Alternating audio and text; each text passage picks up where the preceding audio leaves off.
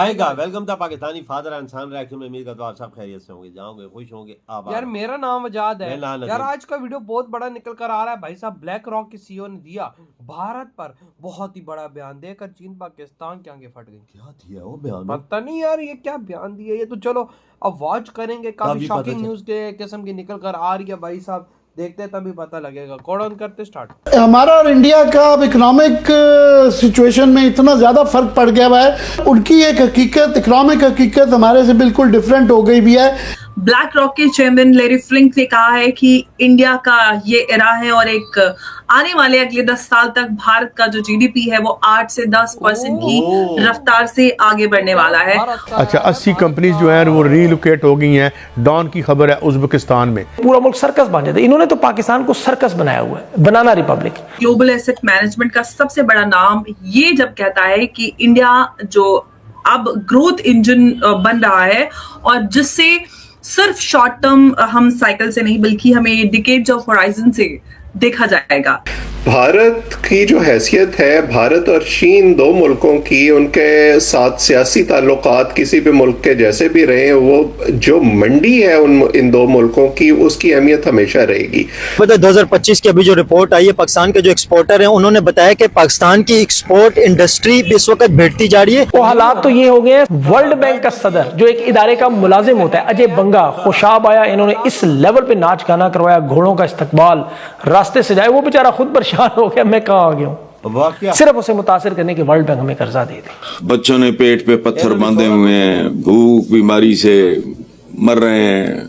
ये कहा कि स्टेबल पॉलिसी और टेक्नोलॉजी अडॉप्शन से डबल डिजिट ग्रोथ जो है वो पॉसिबल है। तो हमने जब ये सी पैक वाला ख्वाब भी लोगों को बेचने की कोशिश की थी, अब इतने साल हो गए हैं, उसमें से बरामद क्या हुआ है कि everybody can participate, everybody can come in this growth era.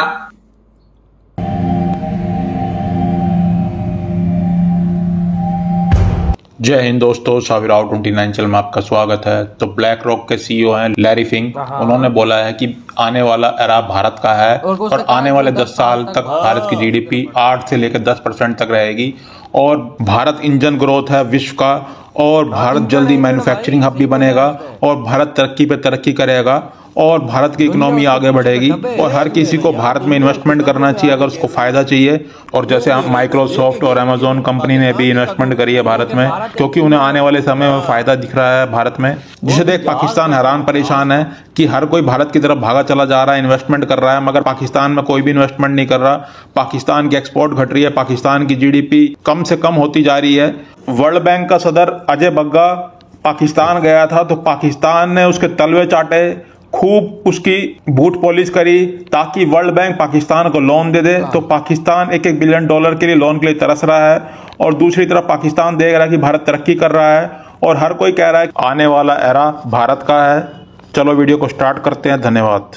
Black rock के चेयरमैन लैरी फ्लिंक ने कहा है कि इंडिया का ये एरा है और एक आने वाले अगले 10 साल तक भारत का जो जीडीपी है वो 8 से 10% की रफ्तार से आगे बढ़ने वाला है। और ये सिर्फ बात नंबर की नहीं है, बात यहाँ पर है ग्लोबल एसेट मैनेजमेंट का सबसे बड़ा नाम ये जब कहता है कि इंडिया जो अब ग्रोथ इंजन बन रहा है और जिससे सिर्फ शॉर्ट टर्म हम साइकिल से नहीं बल्कि हमें डिकेड्स ऑफ होराइजन से देखा जाएगा।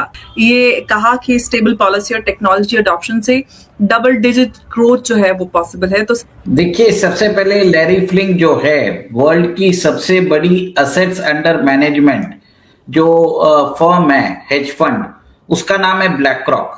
इसका एसेट्स अंडर मैनेजमेंट है $12 trillion, 3 times the GDP of India.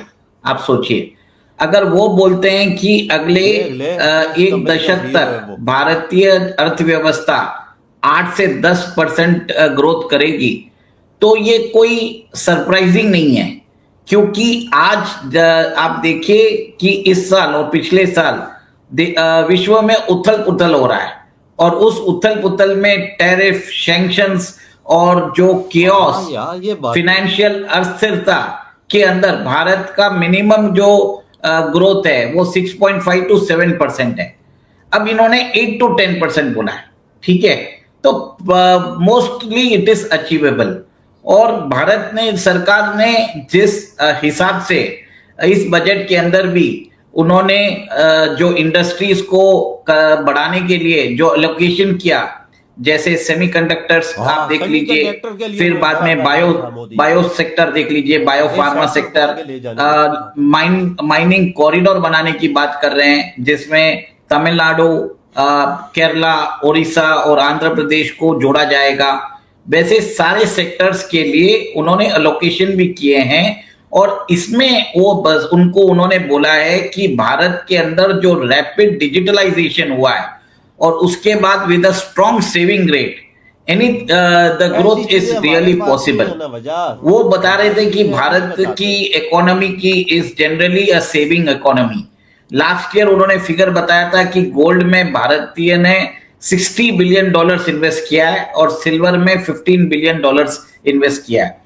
वो बता रहे थे कि भारत के जो लोग हैं ट्रेडिशनली फिक्सेड डिपॉजिट्स जो इंस्ट्रूमेंट्स हैं, फिक्सेड रिटर्न्स इंस्ट्रूमेंट्स है, उसके अंदर ज्यादा इन्वेस्ट करते हैं। बिल्कुल। और उन्हें कैपिटल मार्केट्स में आना चाहिए। और आज की डेट में जो म्यूचुअल फंड इंडस्ट्री का जो साइज है इंडिया में वो $80 लाख का है। वो बोल रहे हैं कि इसको बढ़ाया भी जा सकता है। सबसे बड़ी बात है कि ब्लैक रॉक जो है, जो उनकी वेल्थ मैनेजमेंट फर्म है, उन्होंने भारत में मुकेश अंबानी की जो कंपनी है जियो फाइनेंस के साथ उन्होंने अभी म्यूचुअल फंड स्कीम्स लॉन्च की है। उन्होंने 12-13 स्कीम लॉन्च की है और एसेट्स अंडर मैनेजमेंट कुछ 15,000 करोड़ है। ओहो भाई, 15,000 यार करोड़। भारत के अंदर भाई तो मैं अंदाजा लगा सकते हो सब कुछ हो रहा है इस time बिल्कुल में। बिल्कुल। हर अच्छा काम भारत के अंदर हो रहा है जो भारत को आगे लेके जाना चाहता है। बिल्कुल। भारत आगे जा रहा है। और देखो ना, आज भाई साहब कितने बड़े सीईओ ने बोला है कि भाई साहब भारत कितनी तेजी से आगे बढ़ेगा। इसी 10 साल तक 8 और 10 पे इसकी ग्रोथ रहेगी। हाँ, मतलब कि उसके सीईओ ने पहले ही अगले 10 साल भारत के नाम कर दिए हाँ। और उसने बोला भारत एक इंजन है, इंजन मतलब कि समझो कि भाई ट्रेन का इंजन है, बिल्कुल बिल्कुल सही बोले जो भैया। पटड़ी पे पिछले सारे डब्बों को लेके जा रहा है इस टाइम। और वाकई में बात सही है। पूरा यूरोप इस टाइम भारत के बलबूते पे है, पूरा अफ्रीका इस टाइम भारत के बलबूते पे, पूरा अरब भारत के बलबूते पे। देख लेना क्या बना हुआ सबके उधर। सामने है ये नजारे, कोई भाई सब आंखों से ढकी हुई बात नहीं है। ते हम कहाँ मुकाबला करेंगे पाकिस्तान को, किधर मुकाबला इंडिया का कर हम सकता है? क्या कर पाएंगे? हम कुछ भी नहीं कर पाएंगे क्योंकि भारत इस टाइम पे एक महाशक्ति देश है। यार दुनिया के सारे देशों में उसकी ग्रोथ देख लेना। यार बड़े बड़े कंपनियों के सीईओ जब ये बात कर रहे हो वो ना, कोई देख के करते हैं। वो कोई ऐसे बात नहीं कर देते। हाँ ना, उनको भी तजर्बा होता है कि दुनिया की ग्रोथ पे उनकी नजर होती है, आप आया देखो, किसी लेवल पे उसकी ग्रोथ जा रही है। पाकिस्तान पर तो कोई बात नहीं करता, कभी की कभी देखा नहीं, क्योंकि पता है उनको ये डूबता हुआ समुद्र में टाइटैनिक है भाई साहब। इसके बारे में बोलोगे या नहीं बोलोगे, इसे डूबना है। बिल्कुल इसे डूबना है भाई, इसे ऊपर नहीं आ जाना दोबारा। यार वजात हम अपने हाथों से ही डूब रहे हैं, हाँ। अपने किए पे डूब रहे हैं। हमने अपने पाँव पे खुद ही कुल्हाड़ी मारी है, सही और तो किसी ने नहीं मारी ना। हाँ? बिल्कुल। तो इंडिया देख ले, उड़ान है उसकी। और देखो भाई, हर भारतीय इस टाइम दिन रात एक करके मेहनत कर रहा है और अपने भारत को आगे लेकर जा रहा है। अब भी देखो, अब देखो उनके बजट में देखो कैसी कैसी बातें उन्हें सेमीकंडक्टर, इन्होंने लाखों करोड़ रुपया रखा है, लाखों करोड़ सेमीकंडक्टर के लिए खाली। वो उसे फ्यूचर है। मोदी जी का विजन है कि सेमीकंडक्टर को इंडिया का हब बनाना है। देख ले उनकी विजन देख यार, ना। वो फ्यूचर है, फ्यूचर है ना। वो अभी से काम कर रहा है। देख ताइवान किस पे चल रहा है, सेमीकंडक्टर पे चल रहा है कि उसके पास सब कुछ है।